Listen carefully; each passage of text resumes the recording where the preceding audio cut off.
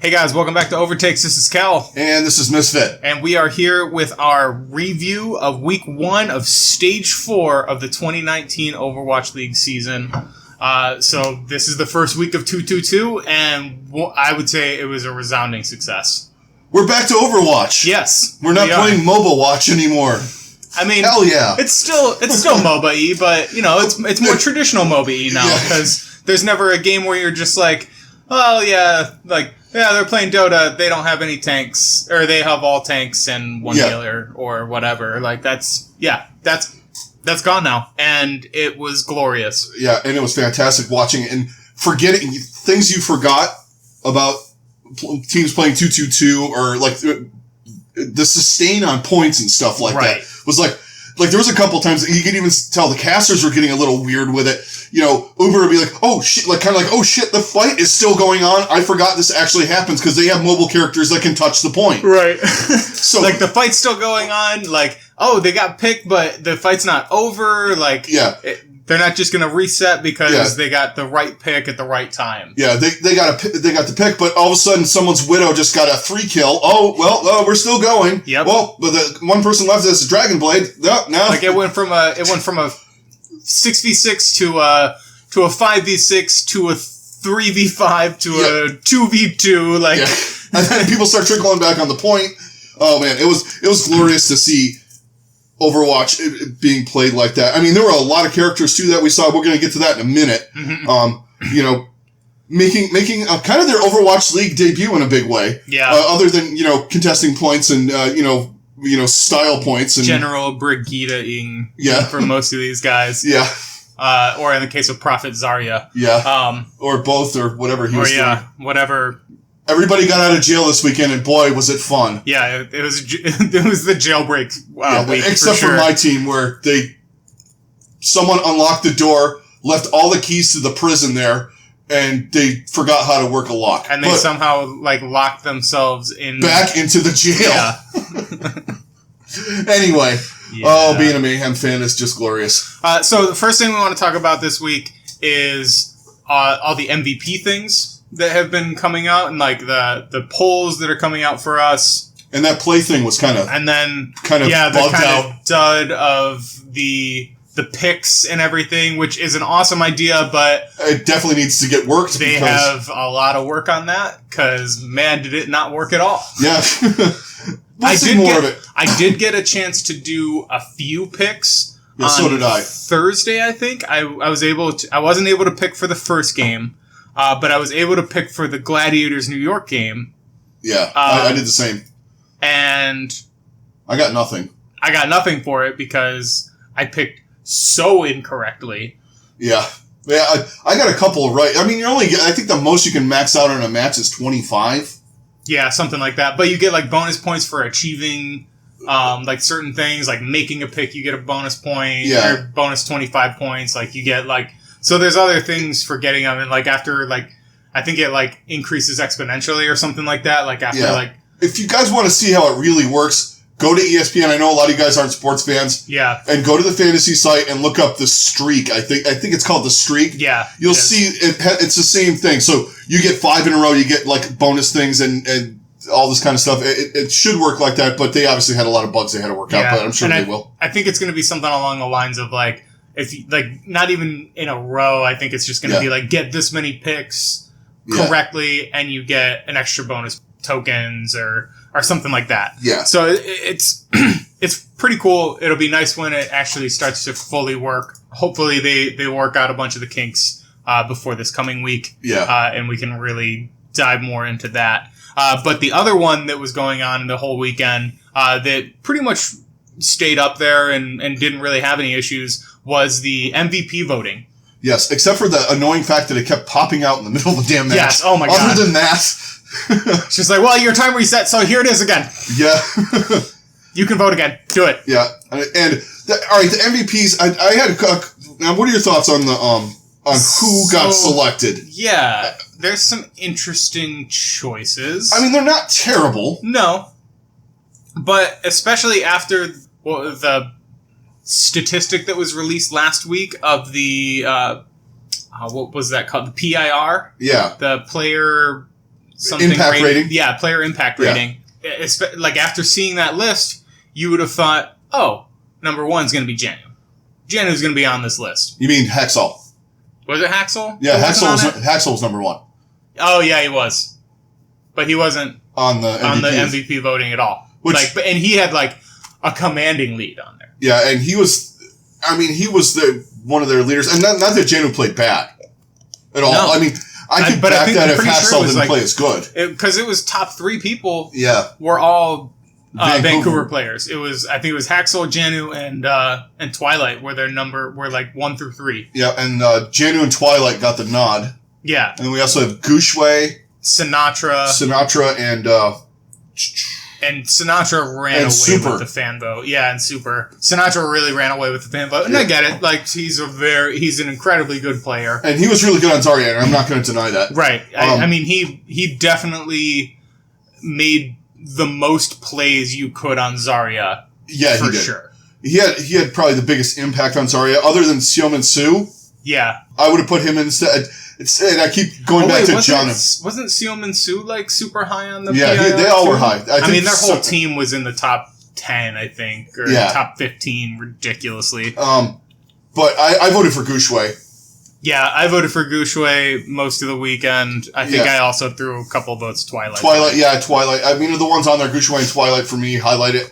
Overall, I would take Haxel, especially after this weekend. Yeah. Well, also, the interesting thing is Gushue was on there, and he really didn't play a lot this weekend. No, he didn't. Like, he was riding the pine, because... They just I don't know. I think it was a test week too. I think we're all really excited about what happened, and it was fun. And there was, you saw a lot of players you didn't see. I think some of the things, especially the tanks, trying to see who's your best Orisa and Roadhog option, is going to take a couple weeks. Yeah, for sure. And I think they were they were worried about They were worried about Gushue's Orisa. Yeah, or else he would have been playing more. And I think they're not also confident in his ball. Yeah. So I think that's really the reason we were seeing a lot of. I think it was it Rhea? No, Rhea was their off tank. Yeah, I guess it was No Smite. Yeah. So it was No Smite, I guess, for a little bit. But there was, I don't know, like they just it was weird. It was real weird for them. So. I do agree with Godsby being on the list, though. I mean, for sure. And I think once they figure out, you can play Winston. Yeah. Orisa's going to be like the top. Yeah, I think it's going to be very Orisa. So this kind of goes into the next discussion. Let's go into the next discussion. So we saw a huge increase in Orisa play. So number 1 pick of any character was Orisa. For this week was 65%.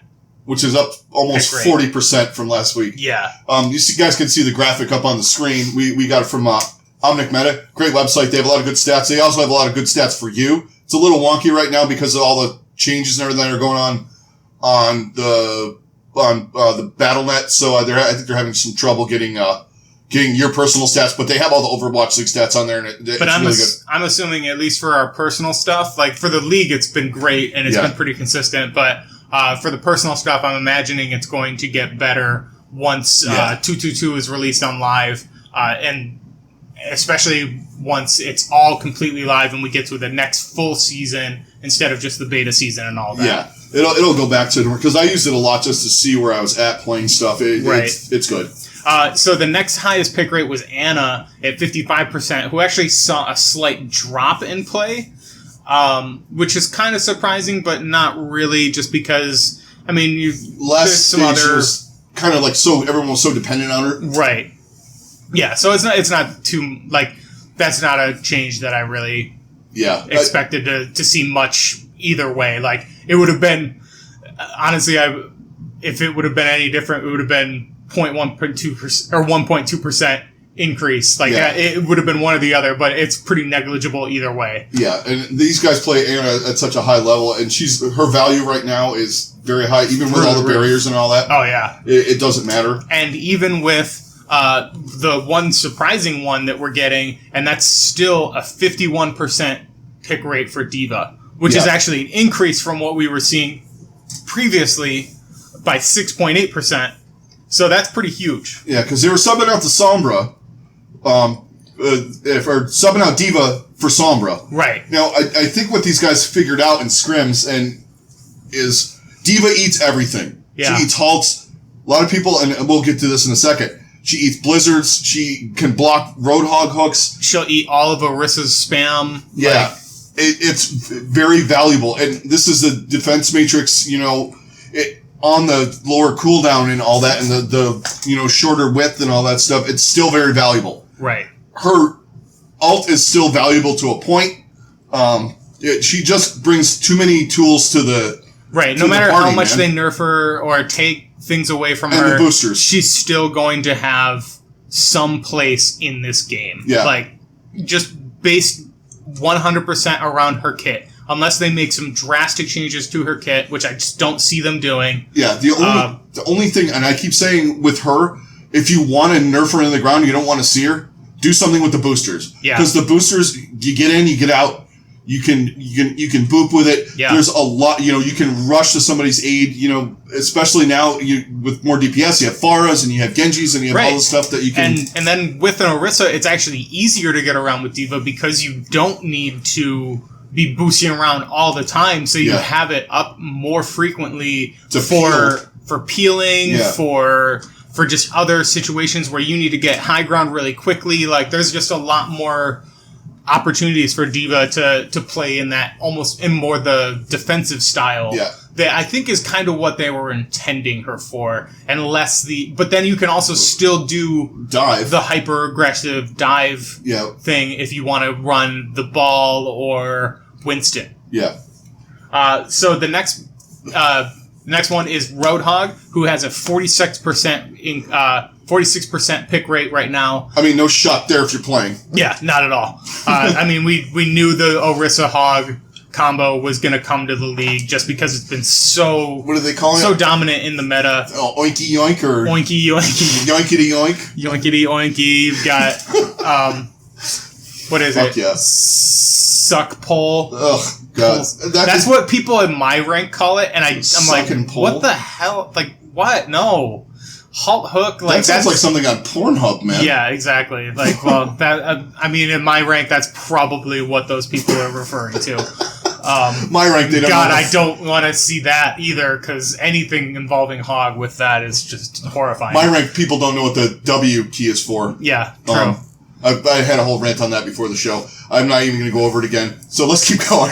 So yeah, but a 25% increase for Hog. I think we all expected that. His shield break, he just brings too much value along with Orisa. Yeah. Even with a D.Va going against him, he just still brings a lot. And to he can still flank with him and stuff like that, and harass backlines. Yep. That kind of thing. It's just and hey, having a one shot against squishies when squishies are being played.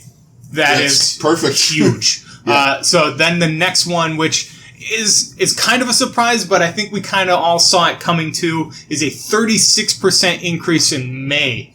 Yeah. So she's up to 40% now, 40% pick rate. Huge jump. Obviously, a lot of people are watching Clockwork Vendetta. Yes. But, we always talked about May being valuable in certain situations. Yep. And especially when some of these guys start mastering wall placement, the Blizzard is a good zoning kind of. It's not like on ladder where people are using it for like a combo, a big ass combo thing. No, yeah, they use it purely as zoning. And that right click is dangerous. Oh yeah, especially with some of these guys, it's absurd what some of these guys can do with her right click. But and then you see some of the weird walls that they're putting up, you're like, why did they put that wall there? Oh, that's why they put that wall there. Like Jesus, it's actually been really fun to see these guys play May. Yeah, the one thing that's gonna suck is now more people are gonna be playing May. And the amount that I hate playing against May is, it's full tilt. I'm super. Yeah. I'm like super with May. Yeah, you really are. But I'm getting there too, especially, I literally will not play Total Mayhem anymore. Oh, God, forget. I don't play that anyway. Screw that. I can have fun with it, because I love playing Zarya in it. Building up all that energy and just melting people is so fun. But Jesus Christ, May is probably the most infuriating character in that mode. I don't care. Scream and yell about Sombra or Zarya or whatever. May is 100% the worst. Oh, you had your wall up for 2 seconds? It's back again. Yep. And then you get the person that's just a douchebag in there that just spams the wall everywhere, blocking you off, blocking the other team off. Yeah, using it against your own team because they have no idea what they're doing, or they're purposely doing it. Which is even worse. The spawn room's wall right when the timer goes down to 0. Ugh. Love that one. Yeah, right. So then the next person is Mercy, who had a slight jump, but not really anything too dramatic. In these comps, you kind of, you get the damage boost you can throw around, up with the Widow or the Hanzo, or, when you're running double sniper, or if you run Pharah, you're going to see a lot more of her, for sure. They're not really running Pharah as much right now. She had a pretty big drop, but outside of Mercy is really valuable for like a Widowmaker, for a Hanzo, just in any kind of dive meta because of her mobility and her ability to get to any character that's within a reasonable distance, especially if they're running Ball and then also with Orisa, because then you can damage boost the Orisa and that helps melt the shield of the other team. Like Roadhog, and you just keep doing what you do. The good Mercy players in this league. I mean, then you get Valkyrie, which is valuable. Valkyrie, Rez, she just brings a lot to the table that these guys like, especially in these pick metas too, that we're kind of running. So the next two are ones that we were saying was probably going to happen. Yep. We got Widowmaker and Hanzo. Widowmaker has a 22% increase in usage. Hanzo has a 25% increase. I mean, Hanzo, the shield break and all that. And then you saw some of the action this weekend where teams like London that are really well coordinated were running halts with the Dragon Strike. Right. Stuff like that. He's 100% valuable in this. Widowmaker, we knew she was coming back. Yeah, for sure. There was no way that some of these guys were not going to play Widowmaker, especially on certain maps where she just excels because you just have insane sight lines. So it's like they kind of thought out the map pool that way. Yeah, right. Oh, wow. We have maps that you can really run some bunker comps and double snipers and a lot of DPS. Wonder how that happened. I really think that the biggest thing that this weekend has shown is that all of these comps are very map dependent. And I think that's the biggest thing to take away from that is that's exactly what they wanted. And you can even go map dependent or team dependent if you're good at running a certain thing. Right. It's not necessarily going to fail. Right. And that's something that we've been wanting forever. Hard carries for some of these teams now, to just really have that chance to be like, okay, we run primarily dive. We run primarily bunker. There's times where we'll switch it up here and there, but this is our dive. Yeah. This we run Ball Diva, or we run Winston Diva, or we run Winston Ball, or whatever. Yeah. Or they're running Tavik had a hilarious tweet. He's like, I guarantee you someone's going to run Ball, Pharah, Mercy, Reaper, and sure as shit, Doomfist. You're going to get like Shanghai. Mm-hmm. They were running all the the odd comps. And it was working, Right. And it's letting people. I think that I'm going to say this, and some people are probably going to take it as a negative. I think some of the tanks are in Orisa jail. Yeah. Some of the really good, like Winston, Reinhardt tanks. Yeah. Guys like Gesture are good on all tanks. Even guys like Gouchwei, who wasn't really in this much this weekend, or Ameng. I mean, you're seeing some switching in and out, but they're, very versatile. Yeah. Guys like Super, they're kind of, not that they missed a beat, but their tank line's up in the air because he's not as good on Orisa and Ball. Yeah, as his Reinhardt, which is one of the more dominant ones in the league. And he's decent enough at Winston. Yeah, so the next one is, the next two had a pretty significant drop, and that's Lucio and Sombra. Which we kind of expected to. Yeah. Lucio, a little bit more of a surprise just because he brings so much value, but it also makes sense, especially if they're running more Orisa and bunker comp in general. He just doesn't bring as much value to that type of comp as, say, a Baptiste, who had a 15% increase. So we're seeing more Baptiste play. Because we got more bunker. Yeah, we're getting more bunker, and Baptiste just lends itself so well to bunker play with everything he brings to it. So that should be no surprise. Especially when you're not as mobile and you have the immortality field. You know, and you got things like Dragon Strike. Right. And you got these big play ultimates that are coming back into fashion. He's just valuable. I think one of my favorite things of it is we've actually seen almost even splits on some of these supports. Like we're obviously Ana is dominating a lot, and we're getting a lot of Mercy, so it's got being a lot of Ana Mercy. But then we're getting more Baptiste. We're getting a little less Lucio than last time, but he's still got a 30% pick rate. Yeah. He's not the 65 he was before. Yeah. Same thing with Zen. I mean, Zen's down a little bit, but he was getting subbed out for Ana. Right. And really most of the guys that play Zen play Ana, but he's still getting some play. You're getting some more Moira play, which is really interesting to see. Yeah. And I like that. I like seeing that these guys like using a character like that is so like just crapped on for being this like troll pick or whatever at like high a levels. low level. Yeah. Let's go over some of the maps before we. I mean, the rest of the guys kind of fall into place. We're going to talk about a couple people really quick though. Yeah. That one who was literally the bane of everyone who does a podcast watching, Overwatch League's existence. But let's go over some of the comps. Everything that you get in quick play and like in the lower levels, all of a sudden is meta. Yeah. the May Reaper fucking Moira shit. Come on. Yeah, May Reaper Moira. You've got like or the with more Orisa and Hog comp. Yeah. Like it's great. hilarious. I think and honestly, it lends itself more to people who play. I can't play Genji at a high level. Right. I can't play Genji at a level. Yeah, same. But I can play Moira. Right. And I could potentially play Reaper if I ever. I hate his kit. Yeah. Reaper really. But anyway, work for the 15th time. But I can play Sim.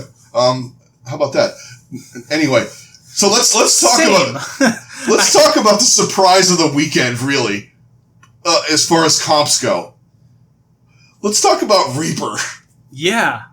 So. I kind of thought, like Anubis, they always used him on Anubis on point B, kind of to, hold the point and all that stuff. We saw a lot of them, and it kind of makes sense. Yeah. As frightening as it sounds, I mean, sometimes it obviously did not work at all, but. Right. But when you got a May with a Reaper, the freeze and the slows, and you got him with you got a lot of self-sustain if you have him, May, and Roadhog. Mm-hmm. So your healers can concentrate on maybe more of a couple of different things, and Mercy can damage boost more. Right. I mean, a damage boosted Reaper is kind of dangerous. Oh, it's terrifying, especially when you're running an Orisa and he gets behind that shield. Like he will absolutely destroy an Orisa. Yeah, because he's just pumping, and he's getting healed every time he shoots. 3 or 4. I mean, it's like 3 or 4 shots and she's gone. Yeah, and he can get out of situations. Even if you use the halt? Fortify. Fortify, yeah. But yeah, I found that very intriguing. That was the one hero I was like, I thought we would maybe see Soldier. Soldier actually didn't get played at all. Yeah. He had 0% pick rate. And I thought we would have saw some Torb too, just from, some of the comps that we get. Yeah, the Clockwork Vendetta, Torb, May. But I think these guys just know how to counter a Torb so well. Yeah. And it's hard. It's harder to like play him well. Yeah. On these maps. I mean, you could run him on Ilios like they did in the first, maybe on Kings Row Point A.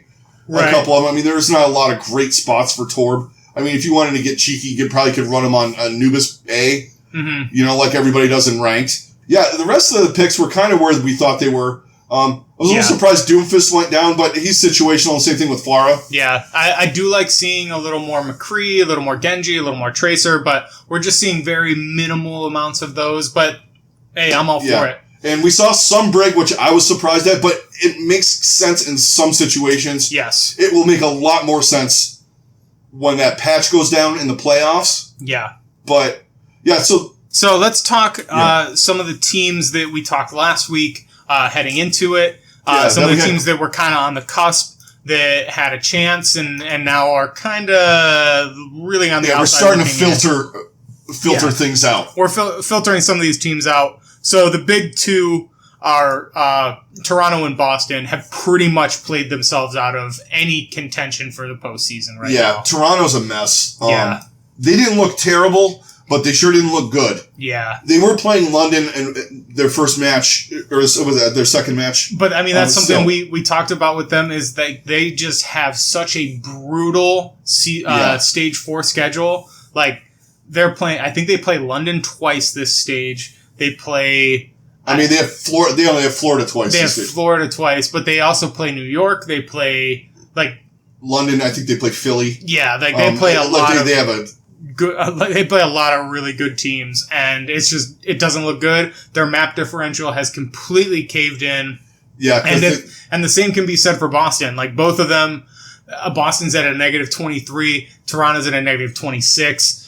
They're both looking rough. Even if they ground out a couple of wins, they still wouldn't. The map differential, because there's so many teams at 11 and 12 or 12 and 11, that even if they got up into that at some point, I mean, because they're only 2 games out, both of them. Right, technically, but technically they're both done. Yeah. In my book. Like, they're pretty much, I feel like they have to be at like a less than 5% chance of making the playoffs at this point. Yeah, Toronto would have to win 4 out of 5 to just get to the win total of what the teams have now. Yeah. And Boston is 1 off of that, 2 and off of that. all of those teams would have to lose, and that's just not going to happen because... So it's like there's probably a slight chance because they haven't technically been eliminated yet, but they're pretty much done. Yeah, they would need a lot of teams to implode ahead of them. Yeah, and I don't see that happening. So yeah, Toronto's pretty much out. Boston, same thing. Like they just that stage 3 for Boston especially just really sunk them. Same with Toronto, but Boston even more so. It feels like because they were really playing well in stage 1 and 2, and then they made that trade, and you thought, okay, they actually look pretty good, and you think this is going well, and like the trade for RCK has just done nothing for them. Can we put in AimGod at some point, please? Right? What's going on with that? I mean, it's like they were making fun of it on the shit. Like, he's like, Bren was like, I think they have him in a cupboard somewhere next to the turmeric and the paprika. Right. I mean, come on. Where the fuck is he? Come on, guys. I mean, it's Persian Kid, whatever. But AimGod's proven. And they're playing Anna and Zen for crying out loud. Right. Like, those are his 2 best characters. Like, it just blows my mind. I don't get it. They do this. This is what they do. Yep. And usually it doesn't backfire like this. This is their first big backfire, I think. Yeah, for sure. You know, like, I feel like now they've outsmarted themselves. Yeah. So let's move on to the last team that has really kind of sunk themselves into a hole that's going to be difficult to dig out of. They went from what? I think they were 9 or 10. And this is Dallas that we're talking about. They went from 9 to 10. They've dropped down to 13 now, but they just didn't look good at all. No, I mean, I'll give them that they had to play Vancouver. Yes. But, man, there's just like something I don't know. It's the usual Dallas. I don't know what the problem is. When you look on paper, you're like, okay. Like, you should be winning. But, like, when they lose hard. Yeah, and that's a big problem. They get 4-0 or 3-1, man. I don't know if it's tilting And that's really what's going to be their ultimate downfall is their map differential is atrocious. They're at 10 and 12, but they have a negative 12 map differential because when they win close. Yeah. And then when they lose hard. So it's like they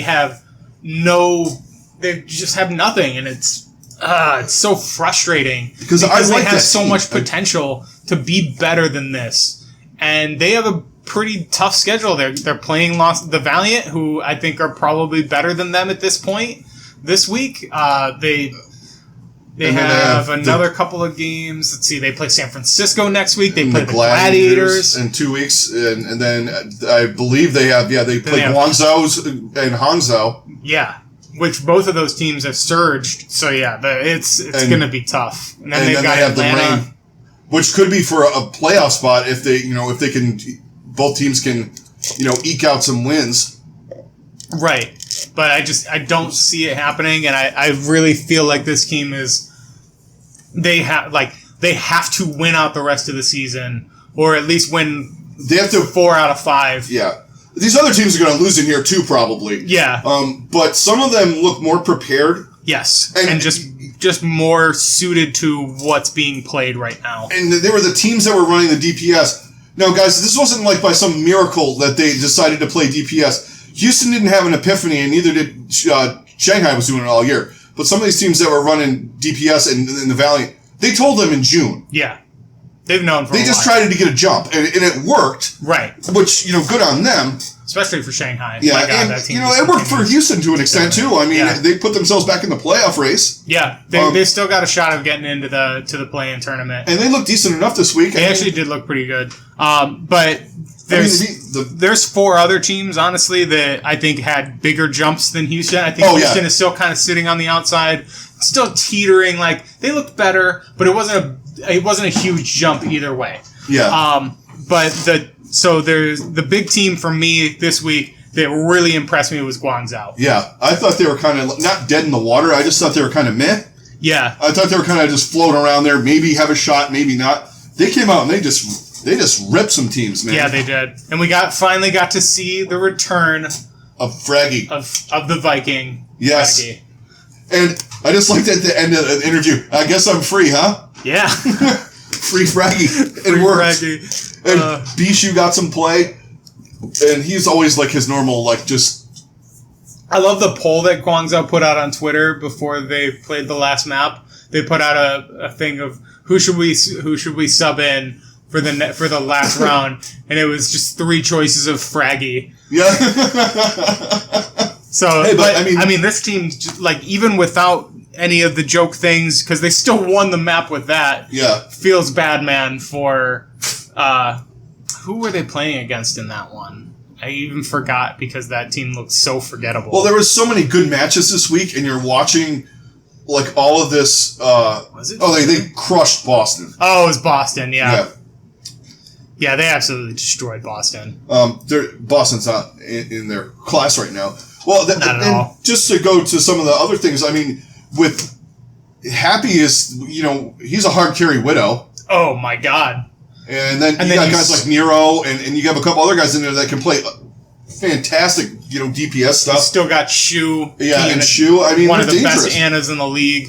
I mean, maybe Fraggy and Bishu's personalities might be like almost more of what's driving them. Right, like they've almost been kind of influencing the team overall, even without playing. Yeah. And when they're in there, like, I love it when Fraggy comes, like, off the stage. He looks like he's done some work, because that motherfucker sweats, man. Right. He is just, like, soaked. I'm like, dude looks like he just, like, actually was in the game, on the screen, swinging the hammer. He looks like freaking Kevin Garnett. Yeah. After like 47 minutes of playing playoff basketball. Oh, I was going to say, Kevin Garnett, he's one of those guys that, like, you look at him when, like, they go for the tip-off. Like, why the fuck are you sweating already? How are you so sweaty already? Yeah. Is he one of those guys that drinks coffee on the bench? Probably. That freaks me out, man. That guy's he's a super weirdo, but whatever. But yeah, good on Fraggy and good on Guangzhou. I think that they really have elevated their game, and I'm excited to see what they do the rest of this stage and going into this playoff or this play-in tournament. I really think that they have a good shot of making a run in the play-ins. That thing is going to be sick. Oh my God, I'm so excited for it. Yeah. So next team that we really got to give some props to, and that's Chengdu. Yeah. They really proved that it wasn't just fully a gimmick, and yeah, they came out and they did a number on teams, man. They just were. I mean, they had a really tough match against Philly. But they had 2 tough matches, but they just ground them both out. And yeah, their DPS players are still good. There was some questions about tank play. I think the tank play was fine. Yeah, I actually, and the one thing I did notice was their support play was fucking phenomenal. Yeah, Yevitol and I always forget their it's not Ria or Rio. It's something. Oh my God, I'm terrible. We're both pretty bad with these names right now. Well, it's like just like this week. There's so much we want to talk about. We could go on for like a day and a half. Oh my God, right? I mean, I sat around and watched people play Genji all morning. Right there. Kyo. Yeah, Kyo. they were fucking great. And they were subbing in like Yang Xiaolong. He had some good stuff going on. Bacon Jack absolutely owned on that fucking first map he played. And then they're like, yeah, you're gonna sit down. We're gonna put in Jinmu and Yang Xiaolong, and they're gonna destroy. They're gonna carry the rest of the game. Yeah, like they saw some Elsa. Their DPS trio, just swapping out. Like they were really doing work. Yeah, and Jinmu is like. He's kind of like that hydration libero-ish agility's kind of. He has the. I do think with Jinmu, like, oh my god, he's ridiculous. But I think one of the biggest weaknesses for this team is their tank line, and it's not even necessarily the tank play. It's just that they're not settling on consistent tanks. Yeah, they're doing a lot of swapping there because they're taking out Ameng. They're taking out Elsa. It's just a lot of swapping between Ameng, Elsa, Late Young, and Yakurin. Like, it's kind of it's working for the moment. It's working for the moment, but that's the one thing that scares me about this team, because you can do that with your DPS for sure. To some extent, you can do it with your supports. I'm more hesitant to do that with that, and especially with tanks, I'm very hesitant. Yeah, I'm hesitant only if you have a set duo that's doing the Orisa Hog thing. Yeah. I will give you that. And then you have like your dive they're like on the specific, we're running bunker or the hog hook or the halt hook thing. Yeah. These two guys are our best option. I can back that. Because I remember teams would do that last year, if you guys remember, when we had like maps like Lijiang where they were running, their best Zarya option, best Reinhardt option. Right. Which wasn't necessarily their normal tank line. Right. You got guys like Spree and guys like that in the game. Yeah. Like good on Chengdu. I'm very intrigued to see how they go moving forward. Yeah. So another team that really impressed us this weekend is Paris. Yeah. We had a feeling that they were going to be a little better. That they were going to be a little better. I was not expecting them to be better. Fucking soon, hard carry, man. Yeah. My God. I forgot how good he was. No kidding. On fucking Widow, man. Like, there was some... and he's one of those guys, man, when he gets in the zone on Widowmaker, it's over. Right. You're just done. I think one of the matches they played, he had 35 final blows. Like, in one of the maps. It's like, what in the fuck, man? No kidding. It's like, we're just going to we're going to stand here and dance around with Orisa, and he's just going to kill everybody, and we'll just move the payload.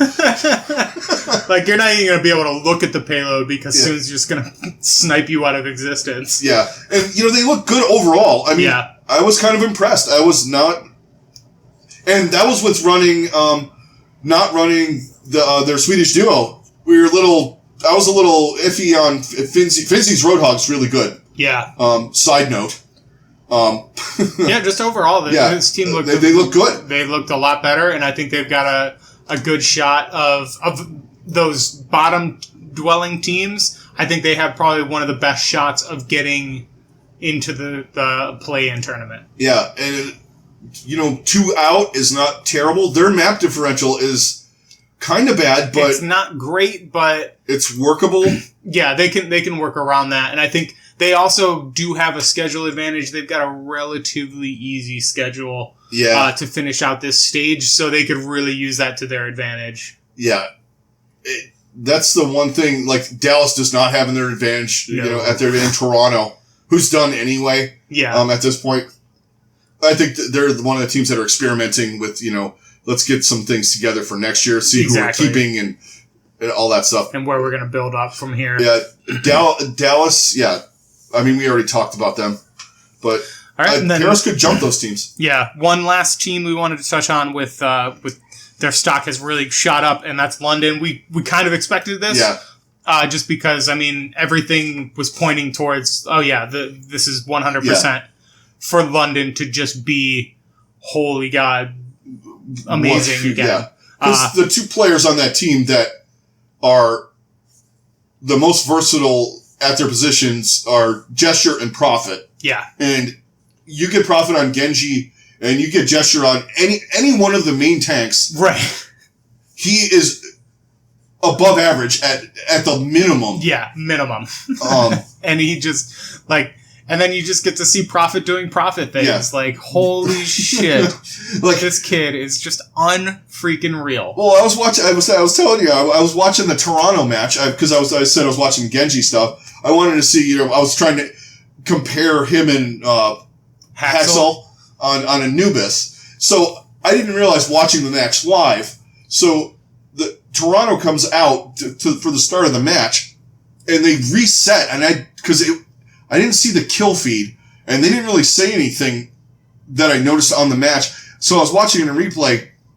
Right off the bat, Prophet came out, deflected a sleep dart, and killed Neko trying to get in the side room, and they just had a reset. Like, within 2 seconds of, like as soon as the game starts, it's just like, oh. Bing, done, okay. Like, okay, now we gotta wait another 15 seconds, because that just happened. I mean, I would be frightened for other teams playing them. I mean, they could very well jump up to 4. Yeah.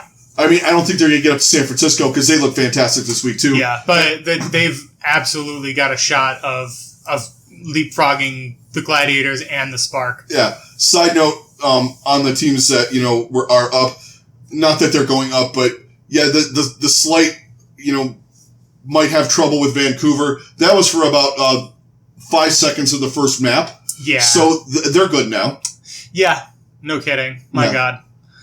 Yeah.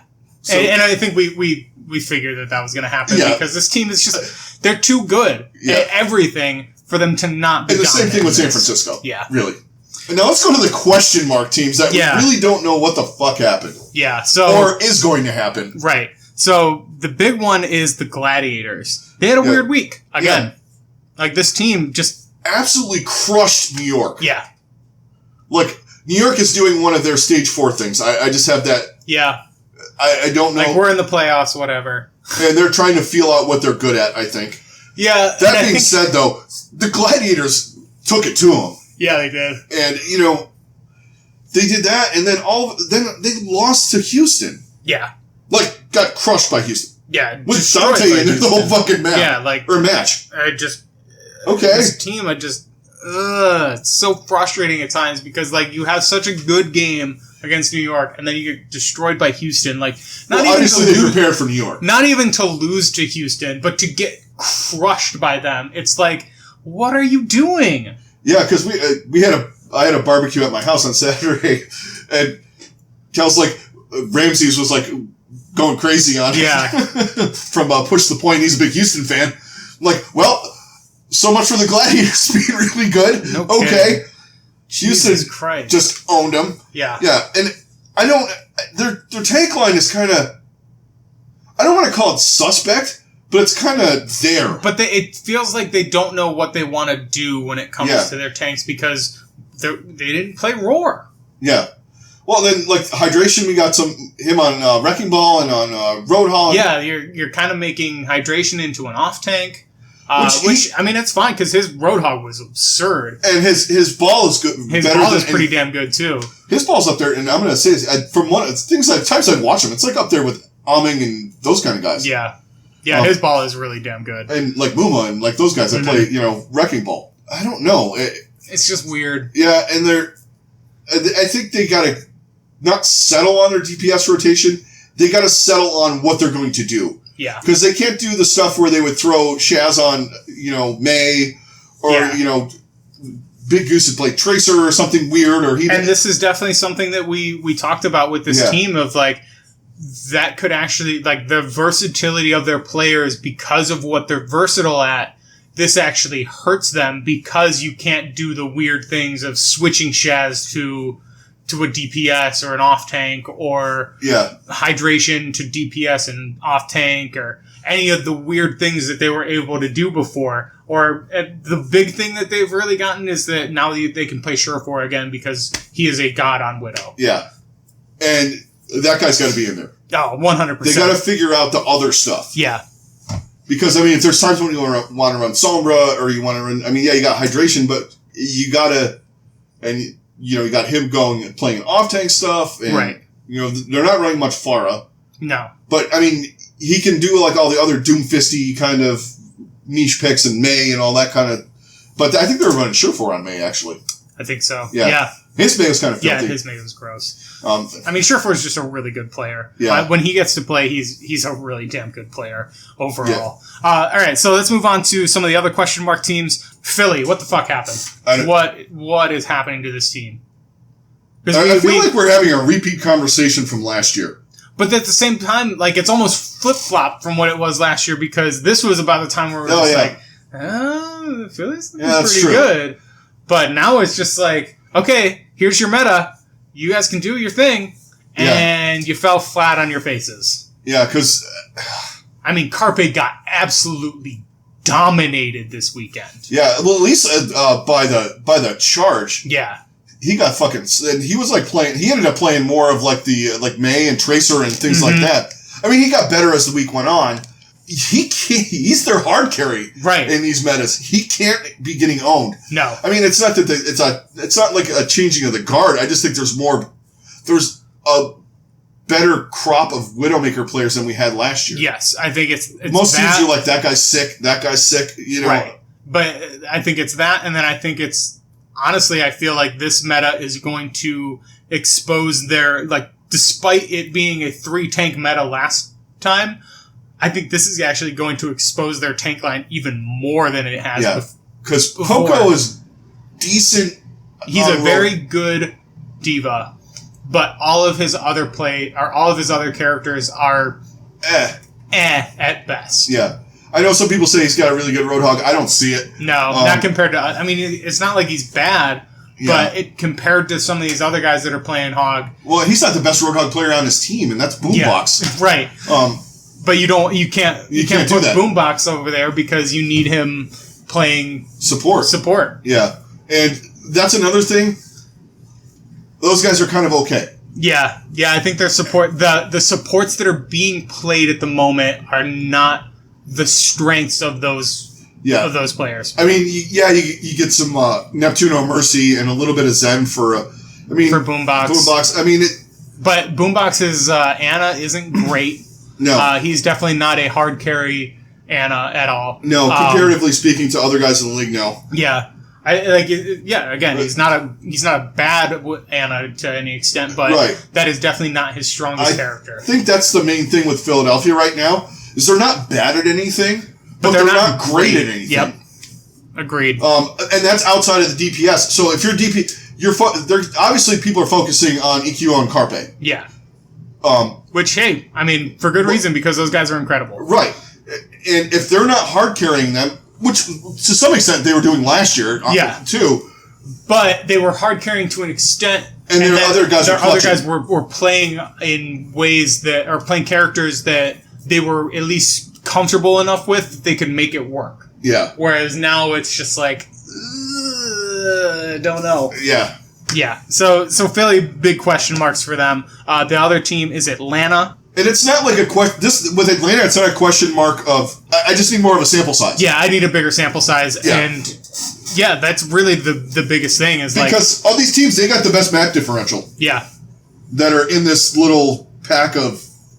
Because they 10 looked to 12 pretty good teams. in their game. Yeah. So I'm not that worried about them, but I'm also questioning, are they going to be able to really step up? Yeah. And that's still kind of up in the air for them. Yeah. I mean, I think DPS wise they're fine. I think their players and everything. It's not a question of pointing a finger and going, that guy's not good, or he is not as good as the other competition, or as good on this hero as they need to be. Right.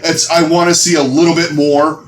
I think that they could. I mean, from their play this weekend, I think they could. Atlanta question marks, but I think we'll definitely find out more about them. It's an uptick question mark. It's like a slight. How far can they go? Because I think they could go pretty far if they continue. Yeah. So we just wanted to touch a little bit on Washington and how impressive they were. It was something we thought might happen just because of how good their DPS are. Yeah. Corey especially. But my God, like this team looks even better than expected. Yeah. Let's just say, all right, Janus didn't feed that much. Yep. Huge. And Sansan should be their Roadhog. Yes. 100%. Get him off Diva and put him on Roadhog. I mean, that could be the plan. Yeah. We haven't seen their, what's going on with, Because I got them and Paris confused earlier, guys. I'm sorry. He's not a terrible Orisa. No. So he looked pretty good. And then Sansa is just an incredible hog. So that pair will look really good. And then you got Corey just being a monster. Yeah. No matter what he's playing. And with the new guys, which I mistakenly said were on Paris, and I'm like, why didn't they play? Because I'm a fucking moron. Paris and Washington. No two teams are further apart in name and everything, but I fucked it up. So, I was kind of impressed with, I'm like, oh, Janice is not... Did New York run him on Orisa last year, son? I think they did. When they would throw Hollywood. Mm-hmm. Yeah, he would just ride the cart, basically. Or he would, on defense, he would be up in the cafe and get absolutely murdered by somebody. But he wasn't terrible. I mean, obviously, I think it helped that Corey, Stratus, and the rest of their DPS were just insane. Yeah. And you have Sleepy and Ark. Yeah. And Ark is Ark the Undying. He really is. My God. But yeah, they looked really good. Yeah. So good on them. I think they're really kind of building towards a much better future. For next season, because obviously they can't do shit this year. I really wish at the beginning of the second half we had this. Yes. I would have loved to have seen it with this team. Yeah, for sure. I think they would have made things interesting. Yeah, absolutely. I think they definitely have the potential. Yeah. So let's just dump in real quick. Who is your player of the week? I'm going to go with Gesture.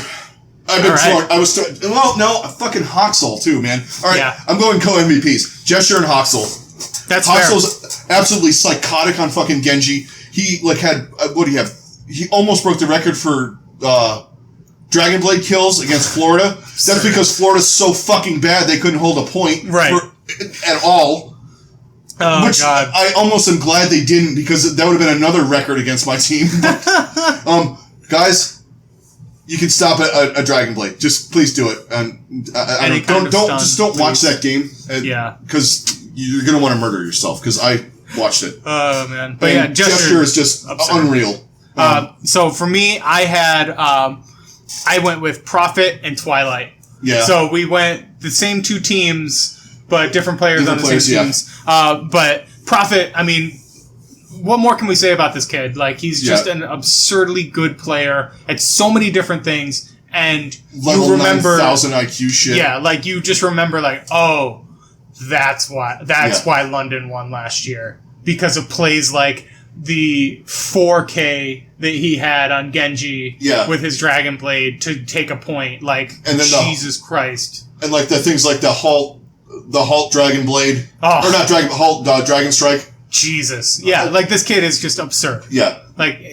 Between Genji and his Hanzo. And he was playing a decent enough Mei, too. Yeah, his Mei is very good, too. It's like he... Oh, my God. We've said it before with him. It's like he just, looks at the hero. He's like, oh, how do I do that? Okay. 5 minutes later... Oh, he's in top 500 with that fucking hero. Exactly. And then Twilight just continues to be one of the best Annas in the league. Yeah. And overall one of the best supports. I would go with best Anna in the league right now. Yeah. He probably... I would agree. Top... I don't know. Really, the only one that even competes with him is probably Kareev. And even then, I would still put Twilight on. I mean, he's the best. Jonak didn't look terrible, but he's not what we were expecting, considering how good he is at Anna and how he made a name for himself as playing Anna. Well, and that just sums up New York in a fucking nutshell. Yeah, right for this week. Yeah, no kidding. But yeah, the Twilight is just incredible. But that's going to do it for this week, guys. Thank you for tuning in. We will definitely be having more of our normal schedule this week. Just some craziness, and expect our preview up in the next couple of days for week 2. And don't forget to check us out on Twitter, and give us a like and a subscribe on YouTube if you're watching there. Give us a review on whatever your podcatcher of choice is. Check out our Twitch stream on Sunday night. We'll be doing our Sunday night back cap again this week. So definitely keep that in mind and be ready for that. Yeah, definitely check that out. And we will talk to you guys on the next one. Catch you guys on the next one. Later.